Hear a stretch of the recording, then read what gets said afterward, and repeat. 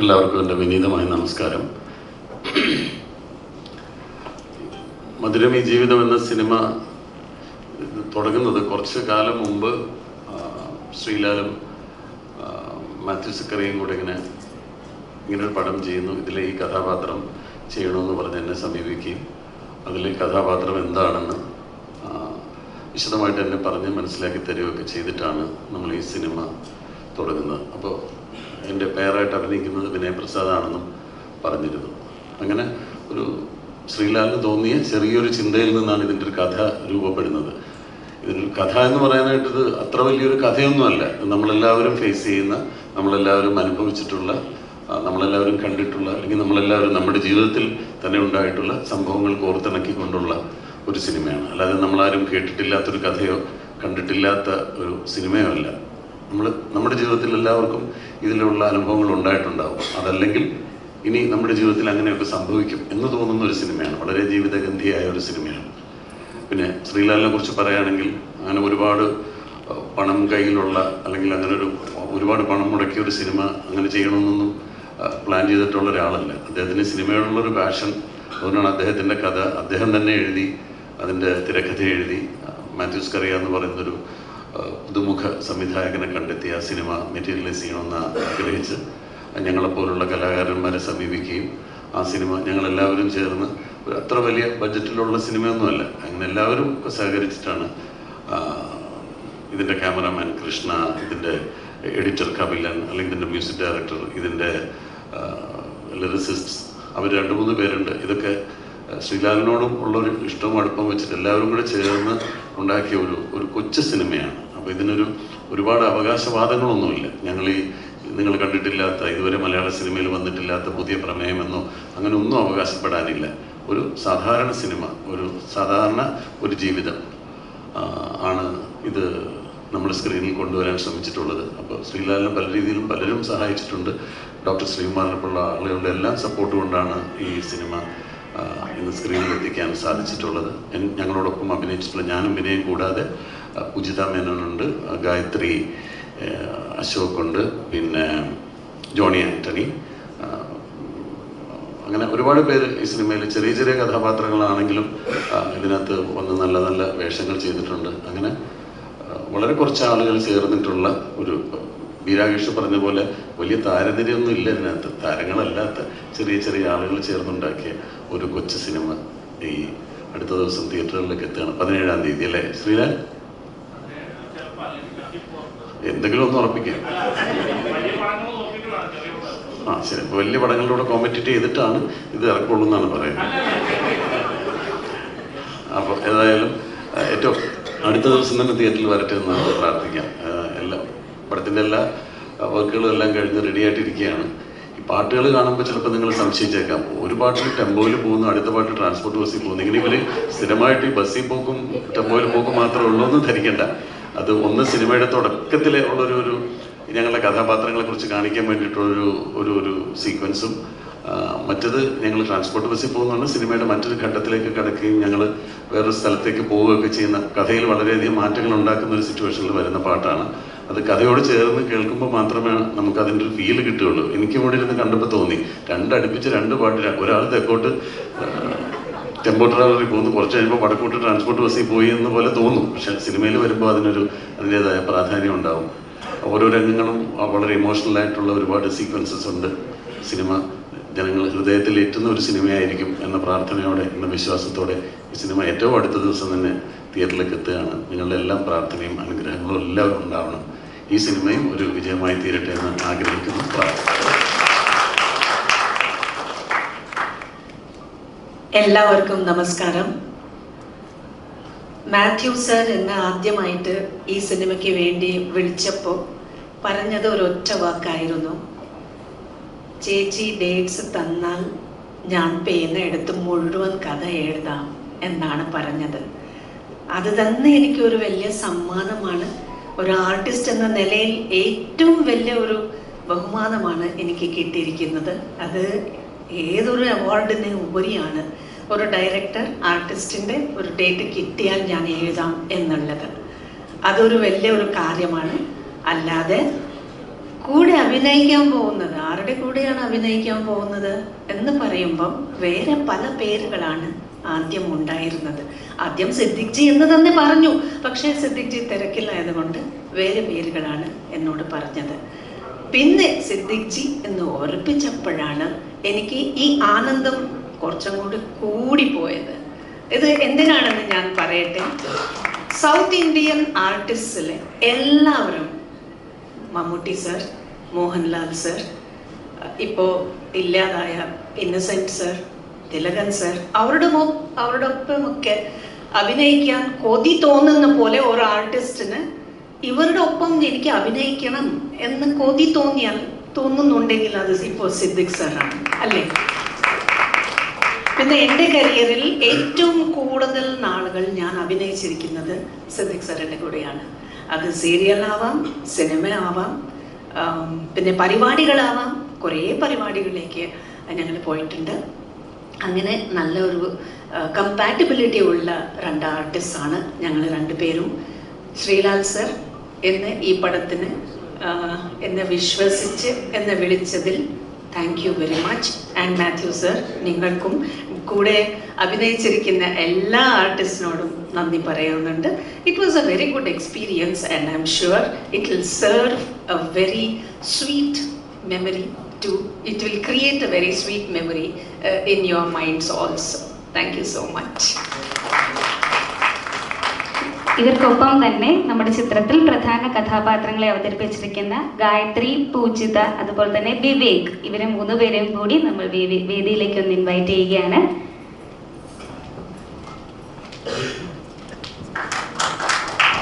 നല്ലൊരു കൈയടി കൊടുക്കാം. എല്ലാവർക്കും നമസ്കാരം.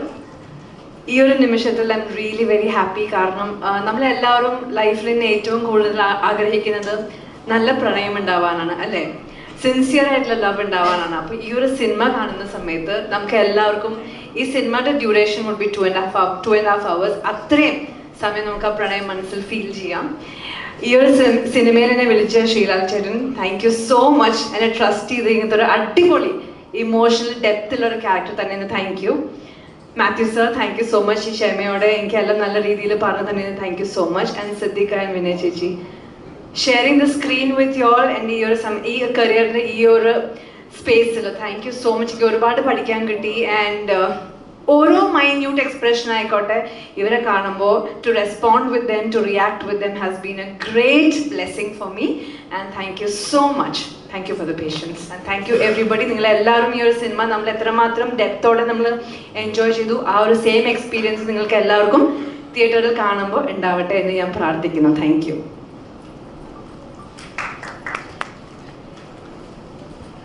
എല്ലാവർക്കും എൻ്റെ വിനീതമായ നമസ്കാരം. ഞാൻ ഈ സിനിമയിൽ ഒരു ക്യാമിയോ ആണ് ചെയ്തിട്ടുള്ളത്. പക്ഷെ എന്നാലും ആ ഒരു സീൻ എന്ന് പറയുന്നത് സിദ്ദിഖിക്കയുടെ കൂടെയാണ്. അപ്പോൾ അതിന് അതിൻ്റെതായിട്ടുള്ള ഒരു വാല്യൂ ഉണ്ടാവുമെന്ന് ഞാൻ വിശ്വസിക്കുന്നു. ഇത്രയും നല്ലൊരു സ്റ്റാർ കാസ്റ്റുള്ള സിനിമയിൽ അഭിനയിക്കാൻ സാധിച്ചതിൽ എനിക്ക് ഒരുപാട് സന്തോഷമുണ്ട്. Thank you Mathew sir, thank you Sreelal sir. Poojitha, ഈ സിനിമ ലവ് ഇസ് ടൈംലെസ് എന്ന് പറഞ്ഞ പ്രിൻസിപ്പിൾ വിളിച്ചോതുന്ന ഒരു സിനിമയാണ്.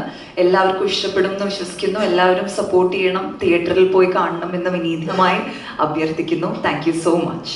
Thank you so much. Vivek. So this is my first film. ഞാൻ ആദ്യമായിട്ടാണ് ക്യാമറയുടെ ഫ്രണ്ടിൽ വന്നിട്ട് അഭിനയിക്കുകയും ഇന്റർവ്യൂ തരികയും എല്ലാം ചെയ്യുന്ന ആദ്യമായിട്ട് തന്നെയാണ്.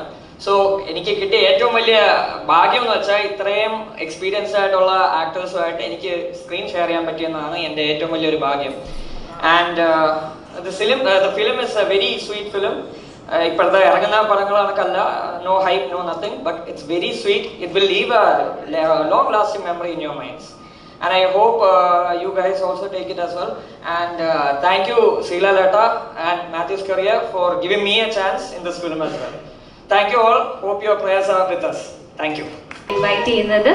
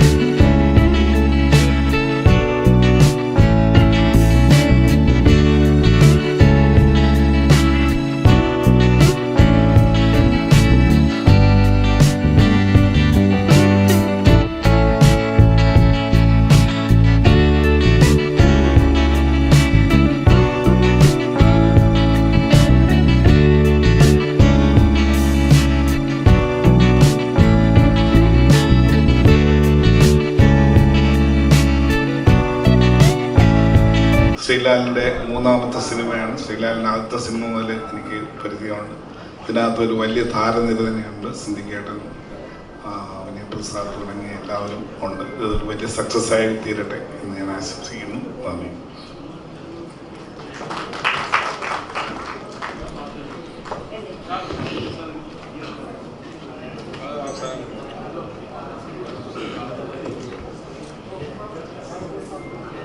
അടുത്തത് നമ്മുടെ ആദ്യത്തെ പാട്ട് നമ്മളിവിടെ പ്രസന്റ് ചെയ്യാൻ പോവാണ്. യെസ്, ആദ്യത്തെ പാട്ട് നിന്നിൽ മുങ്ങി തുറന്നിടാം കണ്ണ എന്ന് തുടങ്ങുന്ന പാട്ടാണ്. അത് പ്രകാശനം ചെയ്യുന്നതിനായി അനിൽ തോമസ് സാറിനെ വേദിയിലേക്ക് ഇൻവൈറ്റ് ചെയ്യുന്നു.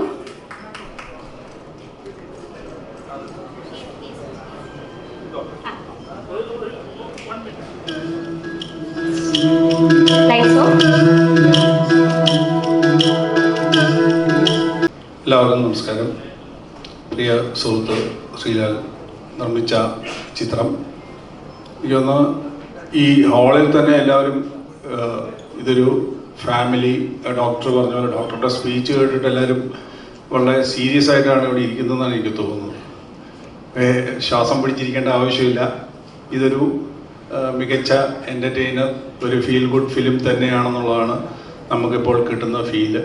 തീർച്ചയായിട്ടും സിദ്ദിഖിയെ പോലെ, ശ്രീമതി വിനയപ്രസാദിനെ പോലെ മികച്ച അഭിനേതാക്കൾ പെർഫോം ചെയ്തിട്ടുള്ള മറ്റ് ഒട്ടനവധി അഭിനേതാക്കളുണ്ട്.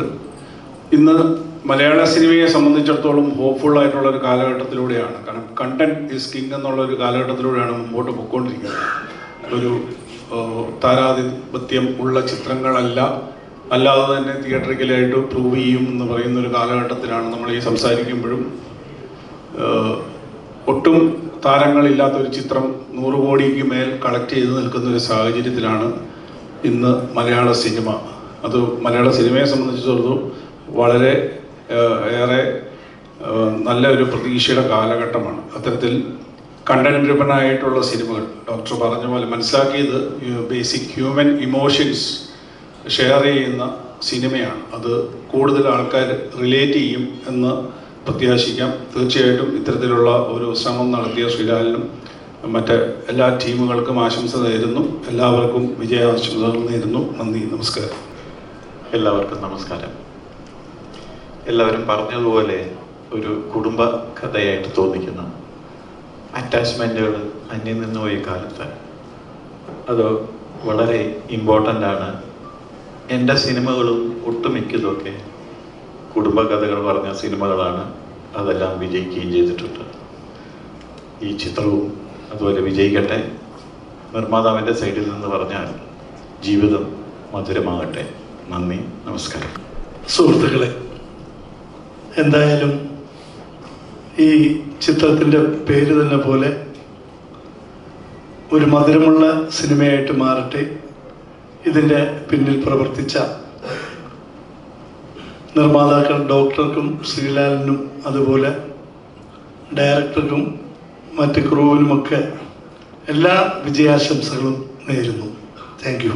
ഓഡിയോ ലോഞ്ച് ആയതുകൊണ്ട് തന്നെ ഈ മ്യൂസിക്കിന് പിന്നിൽ പ്രവർത്തിച്ചിരിക്കുന്ന എല്ലാവരെയും നമുക്കൊന്ന് വേദിയിലേക്ക് വിളിക്കാം. ഇവിടെയുള്ള എല്ലാവരും ഒന്ന് വേദിയിലേക്ക് എത്തണമെന്ന് അഭ്യർത്ഥിക്കുകയാണ്.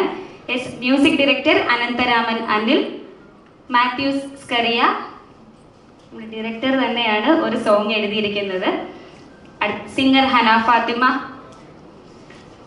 ലിറിസിസ്റ്റ് പ്രശാന്തി ചൊവ്വര, സൂര്യശ്യാം ഗോപാൽ, സുമേഷ് ഗംഗാസുന്ദർ, വിഷ്ണു സുനിൽ, വീണ്ടും സുമേഷ് ഗംഗാസുന്ദർ തന്നെയാണ് വീണ്ടും ഒരു സോങ്. യെസ്, ഇവിടെയുള്ള എല്ലാവരും ഒന്ന് വേദിയിലേക്ക് എത്താനായിട്ട് അഭ്യർത്ഥിക്കുകയാണ്.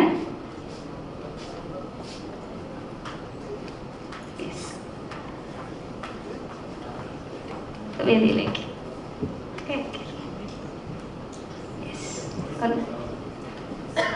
രണ്ട് വാക്ക് നിങ്ങളുടെ ഭാഗത്തുനിന്ന് കേൾക്കാം. യെസ്. സന്തോഷമുണ്ട് ഇതിനകത്ത് വർക്ക് ചെയ്യാൻ സാധിച്ചത്. അപ്പോൾ ഇപ്പം നേരത്തെ പറഞ്ഞ പോലെ തന്നെ ഇപ്പോഴത്തെ ഒരു ടിപ്പിക്കൽ മൂവിയോ ടിപ്പിക്കൽ സോങ്സോ അല്ല. അപ്പോൾ എല്ലാവർക്കും അതേപോലെ ഇഷ്ടമാണെന്ന് പ്രതീക്ഷിക്കുന്നു. ഹായ്, എൻ്റെ പേര് വിഷ്ണു എന്നാണ്. ഇതിൽ മൂന്നാമത് കേട്ട നീളുമി എന്ന് പറഞ്ഞ പാട്ടാണ് ഞാൻ പാടിയിരിക്കുന്നത്. സോ ഇതിൻ്റെ ഒരു ഭാഗമാകാൻ കഴിഞ്ഞതിൽ ഭയങ്കര സന്തോഷമുണ്ട്. And thanks lot. I M wishing the best for this movie. Thank you so much. എല്ലാവർക്കും നമസ്കാരം. ഞാൻ ഹന ഫാത്തിം. ഈ പടത്തിൽ പാടാൻ സാധിച്ചതിൽ എനിക്ക് ഒത്തിരിയധികം നന്ദിയും സന്തോഷമൊക്കെ ഉണ്ട്. ഇതെൻ്റെ ആദ്യത്തെ പടമാണ്. എനിക്ക് ഒരുപാട് ആഗ്രഹമുണ്ട് ഈ ഒരു സിനിമ വൻ ഹിറ്റ് ആവട്ടെ. എല്ലാവർക്കും നല്ലൊരു തിരിച്ചുവരവും, എല്ലാവരും രക്ഷപ്പെടട്ടെ. അത്രയേ ഉള്ളൂ.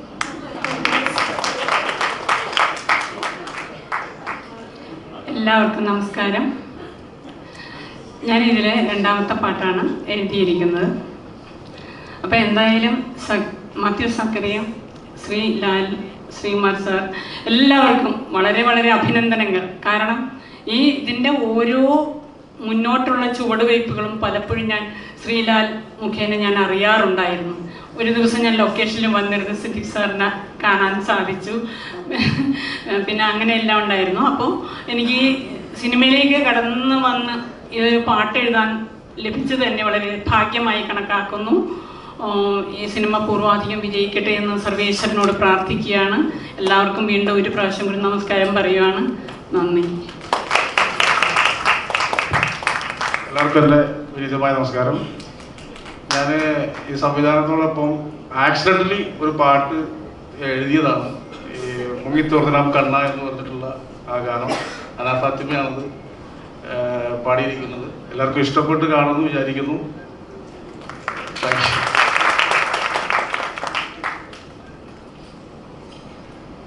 നമ്മുടെ മ്യൂസിക് ഡയറക്ടർ ഇതാണ് നമ്മുടെ അനന്തരാമൻ.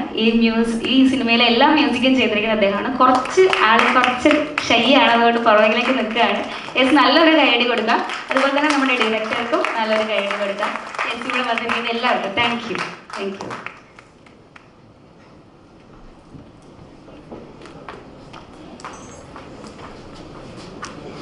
നമ്മുടെ സോഹൻ ചേട്ടൻ തിരിച്ചു വന്നിരുന്നോ? തിരിച്ചെത്തിയിട്ടില്ല. നമുക്ക്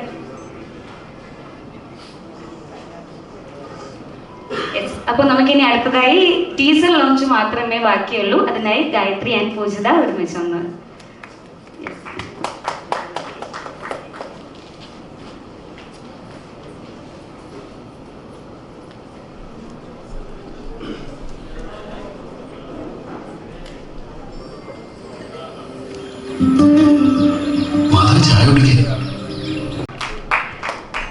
വീണ്ടും വിനീതമായ നമസ്കാരം.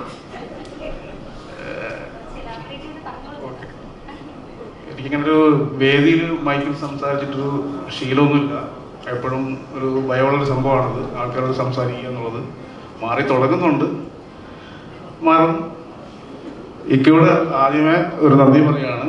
ശ്രീലാലേട്ടൻ തിരക്കഥ കൈ തന്നപ്പോൾ അത് ഇക്കയോട് വന്ന് പറയുകയും ഇക്ക തന്ന സ്ക്രിപ്റ്റിനോടും എന്നോടും കാണിച്ച സ്നേഹം എനിക്ക് ഭംഗിയായിട്ട് ചെയ്യാൻ കഴിഞ്ഞെന്നാണ് എൻ്റെ വിശ്വാസം.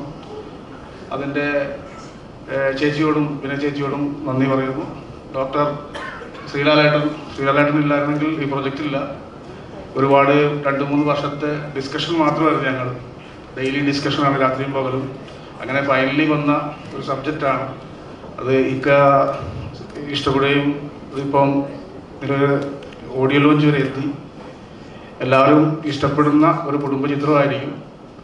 വീട്ടിലെ പ്രായമായ അച്ഛനും അമ്മയൊക്കെ ഉള്ള എല്ലാവർക്കും വളരെ ഇഷ്ടപ്പെടുന്ന ഒരു കുഞ്ഞു സിനിമയാണ്. ഒരുപാട് വലിയ കാര്യങ്ങളൊന്നും ഞാൻ ഈ സിനിമയിൽ പറയുന്നില്ല. പ്രായമായ 2 പേരുടെ ഇഷ്ടങ്ങളും അവരുടെ ജീവിതങ്ങളും നമുക്ക് കൺമുന്നിൽ കാണാൻ കഴിയുന്ന ഒരുപാട് പേരെ നമുക്ക് ഓർമ്മിക്കും ഈ സിനിമയിലൂടെ. നന്ദി, നമസ്കാരം. Thank you so much. അപ്പോൾ നമ്മുടെ പ്രോഗ്രാം നമുക്കിവിടെ ഒഫീഷ്യലി വൈൻഡ് അപ്പ് ചെയ്യാം. അതിനായി നമുക്കിന്നിവിടെ എത്തിച്ചേർന്നിരിക്കുന്ന എല്ലാ സ്പെഷ്യൽ ഗസ്റ്റിനെയും വോട്ട് ഓഫ് താങ്ക്സിന് ശ്രീലാൽ സാറിനെ വിളിക്കുകയാണ്. ശ്രീലാൽ സാറിനെ അവസാനമായി നമ്മുടെ 2 വാക്ക് സംസാരിക്കുന്നതിന് വിളിക്കുകയാണ്. എല്ലാവർക്കും നമസ്കാരം. ഇതിലിപ്പോൾ ഞാൻ പറയാനുള്ള കാര്യങ്ങളെല്ലാം എല്ലാവരും പറഞ്ഞു കഴിഞ്ഞു. മാത്യു പറഞ്ഞ്, ചേച്ചി പരീക്ഷ പറഞ്ഞ എല്ലാവരും പറഞ്ഞു. വളരെ കഷ്ടപ്പെട്ടാണ് ഈ സിനിമ നമ്മളിവിടെ വരെ എത്തിച്ചത്. ഒരുപാട് ആൾക്കാരുടെ സഹായവും പ്രാർത്ഥനയും കാര്യങ്ങളുണ്ട്. ഞങ്ങളൊരു 3 വർഷമായിട്ട് ഞാനും മാത്യുവും പ്ലാൻ ചെയ്തിട്ടാണ് ഇത് ഇവിടെ വരെ എത്തിക്കാൻ കഴിഞ്ഞത്. അപ്പോൾ ഈ പരിപാടി ഇത്രയും ഗംഭീരമാക്കാൻ എത്തിച്ചേർന്ന നിങ്ങൾക്ക് എല്ലാവർക്കും നന്ദി. ദൈവത്തിന് നന്ദി, പ്രപഞ്ചത്തിന് നന്ദി. ഫാമിലി സബ്ജക്റ്റ്, ഫാമിലി ഒന്നും ഇല്ലാതാവുന്ന ഈ കാലത്ത്, ഫാലിമിയുടെ കാലത്ത് വളരെ റെലവൻ്റ് ആണെന്ന് എനിക്ക് തോന്നുന്നു. ഞാൻ ഇതിനകത്ത് വന്ന് പെട്ടത് വളരെ ആക്സിഡൻ്റലായിട്ടാണ്. ഞാൻ വഴിയെ പോവുകയായിരുന്നു. ഇതിൻ്റെ ഡയറക്ടറും മാത്യൂസ് കറിയും ഇതിൻ്റെ പ്രൊഡ്യൂസർ രചന നിർവഹിക്കുന്ന ശ്രീലാലും നമ്മുടെ കൊച്ചുപയ്യനും ഒക്കെ കൂടെ ചേർന്ന് എന്നെ ഇതിലേക്ക് കൊണ്ടുവരികയായിരുന്നു. അതൊരു നിമിത്തമായി ഞാൻ കരുതുന്നു. കാര്യം ഒരു ന്യൂറോളജിസ്റ്റ് എന്നുള്ള രീതിയിൽ ഞാനിപ്പോൾ കാണുന്ന പേഷ്യൻസ് 65 വയസ്സിന് മുകളിലുള്ളവരാണ്. അന്നേരം ഈ 65 വയസ്സിന് മുകളിലുള്ള 10 കൊല്ലം മുമ്പ് വരുമ്പോൾ അവരോട് ചോദിക്കാൻ പറയാനൊക്കെ ആരെങ്കിലുമൊക്കെ കാണുമായിരുന്നു. ഇപ്പോൾ വരുന്ന എല്ലാവരുടെയും ബൈസ്റ്റാൻഡർ ആരാന്ന് ചോദിച്ചാൽ അവർ കെയർ ടേക്കറാണ്. ഈ കെയർ ടേക്കറിന് എന്താണ് ഈ രോഗി, അവരുടെ മാനസികാവസ്ഥ എന്താണ്, അവർ കഴിക്കുന്നത് എന്താണ് എന്നൊക്കെ അറിയാവുന്നവർ കാണും. അത് വളരെ കുറച്ച് ശതമാനം, ബാക്കിയുള്ളവർക്ക് യാതൊരു ഐഡിയ ഉണ്ടാവില്ല. അങ്ങനെ ഒരു ഗതികെട്ട കാലത്തിലൂടെയാണ് കടന്നു പോകുന്നതെന്ന് വേണമെങ്കിൽ പറയാം. മക്കൾ വിദേശത്ത് നിന്ന് മിനിറ്റിന് ഡോക്ടറോട് സംസാരിക്കും, കാര്യങ്ങൾ അന്വേഷിക്കും, നമ്മൾ കഥകൾ പറയും, തിരക്കഥാ സംഭാഷണമൊക്കെ അവർ ബാക്കി ഉണ്ടാക്കും. പിന്നെ നമ്മൾ പറഞ്ഞു എന്ന രീതിയിൽ നമ്മുടെ പേരിൽ ആരോപിക്കപ്പെടും. അവസാനം ഈ അച്ഛനും അമ്മയും ആരെങ്കിലും ഒരാളൊന്ന് സ്വർഗത്തിലേക്ക് എത്തിച്ചേരണേ എന്ന പ്രാർത്ഥനയുടെ ഒരു കൂട്ടമാണ് പിന്നെ കേൾക്കാൻ. അതായത് കഷ്ടപ്പെടാനോ അല്ലെങ്കിൽ ആ രോഗിക്ക് എന്തെങ്കിലും ചെയ്യുന്നതിനോ വേണ്ടി ഇന്നത്തെ തലമുറ തയ്യാറല്ല. ജെൻ സി എന്ന് പറയുന്ന ന്യൂ ജെൻ, എൻ്റെയൊക്കെ ജനറേഷൻ അതൊക്കെ കാണുമ്പോൾ വല്ലാത്ത വിഷമം തോന്നാറുണ്ട്. അതിനർത്ഥം ഞാൻ എൻ്റെ അമ്മയും അച്ഛനെയൊക്കെ നോക്കി എന്നുള്ളതല്ല. പുതിയ തലമുറയുടെ കോൺസെപ്റ്റ് മാറി. അവരെ കുറ്റം പറഞ്ഞിട്ട് കാര്യമില്ല. അവരെല്ലാം ഡിജിറ്റൽ യുഗത്തിൽ ജീവിക്കുന്നു, മെഷീനെ സ്നേഹിക്കുന്നു, മെഷീൻ്റെ മുമ്പിൽ സമയം ചെലവഴിക്കുന്നു. അങ്ങനെ ആകുമ്പോൾ ഒരു മനുഷ്യൻ്റെ ഇമോഷൻ മനസ്സിലാക്കാനോ അല്ലെങ്കിൽ മനുഷ്യനുമായിട്ട് സംവദിക്കാനോ മെഷീൻ എന്തായാലും പറ്റില്ല. ഇനി ആർട്ടിഫിഷ്യൽ ഇൻ്റലിജൻസ് അടുത്ത സ്റ്റേജിൽ ഇൻട്രൊഡ്യൂസ് ചെയ്യാൻ പോകുന്നത് ഇമോഷണൽ ഇൻ്റലിജൻസും കൂടെ അതിനുണ്ടാവും എന്നാണ് പറയുന്നത്. എനിക്ക് വിശ്വാസം പോരാ. ഒരു ന്യൂറോ സയൻറ്റിസ്റ്റ് എന്നുള്ള രീതിയിൽ ഒരിക്കലും അത് ഇമ്പോസ് ചെയ്യാൻ പറ്റുന്ന സാധനമല്ല, ഇംപ്ലിമെൻ്റ് ചെയ്യാൻ പറ്റുന്ന സാധനമല്ല. സോ ഈ ചിത്രം കാലത്തിന് അനുയോജ്യമായ ഒരു ചിത്രം എന്ന് വേണം ഞാൻ വിശ്വസിപ്പിക്കാൻ. ഞാൻ ചുമ്മാ ഒരു ഭംഗിവാക്ക് പറയുന്നതല്ല. ഈ കാലത്തിൽ ഓരോരുത്തരും കണ്ടിരിക്കേണ്ടതായിട്ടുള്ള ചിത്രം ഏതാണെന്ന് ചോദിച്ചാൽ രക്തം ചിന്തലുകളും വയലൻസും ചുറ്റും ഇഷ്ടം പോലെ നടക്കുന്നുണ്ട്. അതിനി സിനിമ ചിത്രീകരണം കൂടെ ആവശ്യമില്ല, സ്ക്രീനിലും കൂടെ അത് കാണേണ്ട കാര്യമില്ല. നമ്മുടെ വീട്ടിലെ TV ഓൺ ചെയ്ത് കഴിഞ്ഞാൽ നമുക്കത് ഇഷ്ടംപോലെ കാണാൻ കിട്ടുന്നുണ്ട്, പ്രത്യേകിച്ച് ഇപ്പോഴത്തെ സാഹചര്യത്തിൽ. അന്നേരം പിന്നെ രക്തം കാണുന്നത് എനിക്കിഷ്ടമല്ല. ഒരു ഡോക്ടർ ആയാലും ഇപ്പോഴും രക്തം കാണുമ്പോൾ എനിക്ക് അറയ്ക്കാറുണ്ട്. രക്തത്തിൻ്റെ സ്മെല്ല് എനിക്ക് വോമിറ്റിംഗ് സെൻസേഷൻ ഉണ്ടാക്കാറുണ്ട്. അതുകൊണ്ട് തന്നെ ഞാനൊരു സർജൻ ആയില്ല എന്ന് വേണമെങ്കിൽ പറയാം. ഒരു മെഡിക്കൽ സ്പെഷ്യലിസ്റ്റ് ആയതിൻ്റെ കാര്യം അത് തന്നെയാണ്. ഇപ്പോൾ ഈ ഒരു കാലഘട്ടത്തിൽ ഇതിൻ്റെ തിരക്കഥ സംഭാഷണം ഒക്കെ കേൾക്കുമ്പോൾ വളരെ നൈർമല്യമുള്ള, വളരെ സുന്ദരമായ മനുഷ്യബന്ധത്തിൻ്റെ കഥ പറയുന്നത്. അതിൽ സിദ്ദിഖിക്കയുടെ അഭിനയം കണ്ടിട്ട് നിങ്ങൾ കൈയടിക്കേണ്ട അഭിനയമാണ്. അതിൽ ചെറിയ അവർ തമ്മിലുള്ള കോമ്പിനേഷൻ. ഇപ്പോൾ ചേച്ചിയെന്ന് ഞാൻ വിളിക്കാമെന്ന് വിചാരിക്കുന്നു. ഇവർ തമ്മിലുള്ള കോമ്പിനേഷൻസ് പലപ്പോഴും കണ്ണുകൊണ്ടും ആംഗ്യം കൊണ്ടും ഒക്കെ കാണിക്കുന്ന കോമ്പിനേഷൻസ് പഠിക്കാനാണ്. അതെങ്ങനെ സിദ്ദിഖിക്ക എവിടുന്ന് അത് വശമാക്കിയെന്ന് എനിക്കറിയില്ല. അവരുടെ ആ ഒരു മെസ്സേജ് എങ്ങനെ പുതിയ തലമുറയ്ക്ക് മനസ്സിലാവുന്ന വിധത്തിൽ വളരെ ഭംഗിയായി അവസാനം വരെയും നിങ്ങൾക്ക് സ്വസ്ഥമായി ഇരുന്ന് കാണാവുന്ന ഒരു ചിത്രം നിങ്ങളുടെ മുമ്പിൽ സമർപ്പിക്കുകയാണ്. ബാക്കിയെല്ലാം ഇനി നിങ്ങളുടെ കയ്യിലാണ്. നിങ്ങളാണ് ഇതിൻ്റെ വിജയവും പരാജയവും ഒക്കെ തീരുമാനിക്കേണ്ടത്. ഫിനാൻഷ്യൽ പാർട്ട് വിടുക, ഫിനാൻഷ്യൽ പാർട്ട് പോട്ടെ, നമുക്കത് പോയത് നമ്മൾ എഴുതിത്തള്ളും പോവുകയാണെങ്കിൽ. പക്ഷേ ഇത് കണ്ടിരിക്കേണ്ട ഒരു പടമാണെന്നും ഒരു നല്ല മെസ്സേജാണ് നിങ്ങൾക്ക് തരുന്നതെന്നും ഓർമ്മപ്പെടുത്തുന്നു. അതോടൊപ്പം ഒരു ചെറിയ ന്യൂറോ സയൻസും കൂടെ ഞാൻ പറഞ്ഞു തരാം. ഇതിനകത്ത് നമ്മുടെ പുതിയ തലമുറയ്ക്ക് നഷ്ടപ്പെട്ടു പോയത് റെഗുലേഷൻ്റെ ഒരു എലമെൻ്റാണ്. ഇവർക്ക് ആരും റെഗുലേറ്റ് ചെയ്യുന്ന ഇഷ്ടമല്ല. ഒരു റെഗുലേറ്റർ ഇല്ലാത്ത ഫാൻ എപ്പോഴും നമുക്ക് ദോഷമാണ്. എപ്പോഴും തണുപ്പൊക്കെ കൂടുമ്പോൾ നമുക്ക് റെഗുലേറ്ററി ഇല്ലാത്തൊരു ഫാനിൻ്റെ കീഴിൽ കിടന്നാൽ തണുപ്പുള്ള ഒരു സമയത്ത് മനസ്സിലാവും എത്ര പാടാണെന്നുള്ളത്. അന്നേരം നേച്ചർ പ്ലസ് പ്രോസ്പെരിറ്റി ഉണ്ടാവണമെന്നെങ്കിൽ nature plus technology plus regulation. ഈ റെഗുലേഷൻ്റെ എലമെൻ്റ് നഷ്ടപ്പെട്ട കാരണം പ്രീ ഫ്രോണ്ടൽ കോർട്ടക്സ് എന്ന് പറയുന്നത് തലയുടെ ഫ്രണ്ടിലുള്ള ഒരു കോർട്ടക്സ് ആണ് നമ്മൾ ഇതിനു വേണ്ടി ഉപയോഗിക്കേണ്ടത്. ജഡ്ജ്മെൻറ്റിലാവുന്നതും നമ്മൾ കൺട്രോൾ ചെയ്യേണ്ടതും ഒക്കെ അതൊക്കെ ഇൽ ഡെവലപ്ഡ് ആണ്. ഇപ്പോൾ ഈ മെഷീനെ പണയം വെച്ച കാലത്ത് നമുക്കതൊന്നും ഇല്ല. ശരിക്കും പറഞ്ഞു നമ്മൾ മൊത്തം മെഷീനേക്ക് പോകുന്ന കാലം. അതുകൊണ്ട് ദയവ് ചെയ്ത് എനിക്ക് ഇവിടെ ഇരിക്കുന്നവരോട് പറയാനുള്ളത്, മെഷീനെ പ്രേമിക്കാതെ മനുഷ്യനെ സ്നേഹിക്കാനും മനുഷ്യനോട് സഹാനുഭൂതി കാണിക്കാനും. കാര്യം ഒരു ഡോക്ടർ എന്നുള്ള രീതിയിൽ എനിക്കത് പറയേണ്ടി വരുന്നു. കാര്യം ഓരോ ദിവസവും കാണുന്ന രോഗികളുടെ അവസ്ഥ കാണുമ്പോൾ നമുക്ക് വല്ലാത്ത വിഷമം തോന്നാറുണ്ട്. കാര്യം ഇവർക്ക് ഇടയ്ക്ക് മക്കളെല്ലാം നല്ല നിലയിൽ കഴിയുന്നവരാണ്, പക്ഷെ ഇവരെ നോക്കാൻ ഒരാളില്ല. 4ാമത്തെ ദിവസം ഇപ്പോൾ ആശുപത്രി കിടന്ന് 2 ആഴ്ച കിടന്ന് ബെഡ് സോറില്ലാതെ വീട്ടിൽ വിട്ട് 4ാമത്തെ ദിവസം ബെഡ് സോറായിട്ട് വരുന്നൊരു സീനാണ് നമ്മൾ കാണുന്നത്. അതിന് നോക്കാൻ ആരും ഇല്ലാത്ത കാലത്ത്, ബന്ധങ്ങൾക്ക് യാതൊരു വിലയും ഇല്ലാത്ത ഒരു കാലത്ത് ബന്ധത്തിനെ കുറിച്ച് മാത്രം സംസാരിക്കുന്ന ഒരു സിനിമയാണ് മധുരമീ ജീവിതം. അതെല്ലാ അണിയറ ശില്പികൾക്കും ഇതിൽ പങ്കെടുത്ത എല്ലാവർക്കും ഒരു മധുരം പകരുന്നതാകട്ടെ എന്ന് ആശംസിച്ചുകൊണ്ട് ബാക്കി ഞാൻ പറയുന്നില്ല. ബാക്കി സ്ക്രീനിൽ 17-ാം തീയതി നിങ്ങൾക്ക് കാണാം. Thank you so much for your listening. Thank you very much. Thank U.